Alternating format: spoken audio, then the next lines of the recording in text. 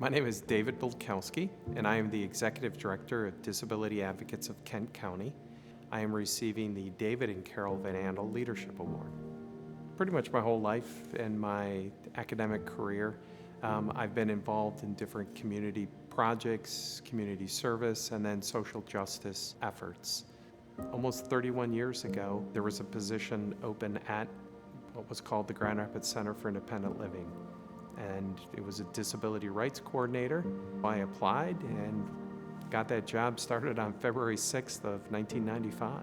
We work to ensure that people with disabilities who are directly impacted by whatever system, the lack of public transportation, the lack of affordable housing, the lack of decent health care, those are the folks who are directly at the lead of those advocacy efforts.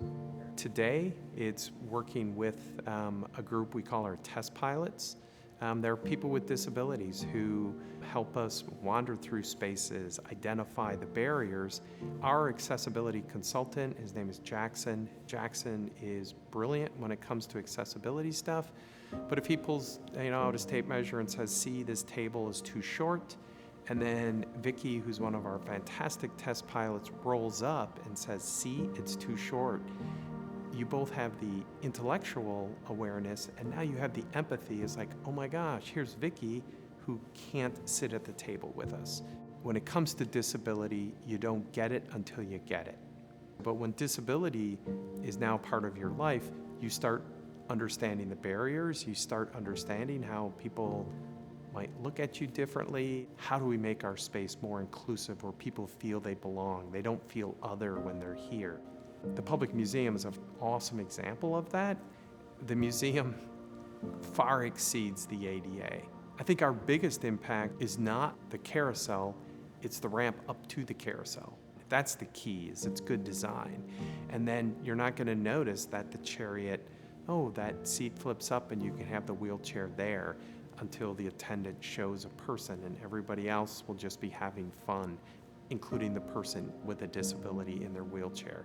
When I present on accessibility or ask people, and I always set it up as a trick question, and it's a trick question, what's the number one barrier for people with disabilities to come downtown Grand Rapids or to go to any venue?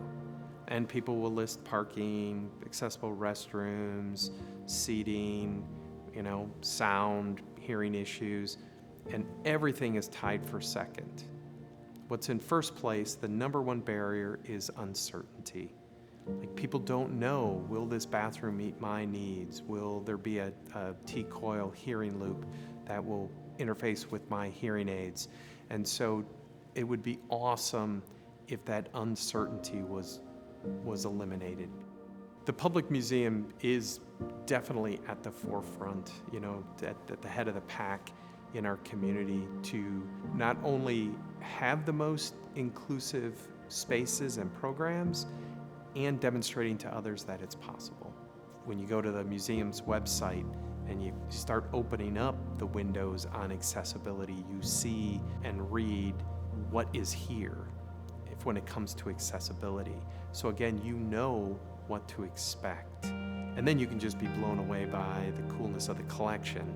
You don't have to worry about, can I use the restroom here? Or is there an elevator? And where's parking? Again, it's all there on the website.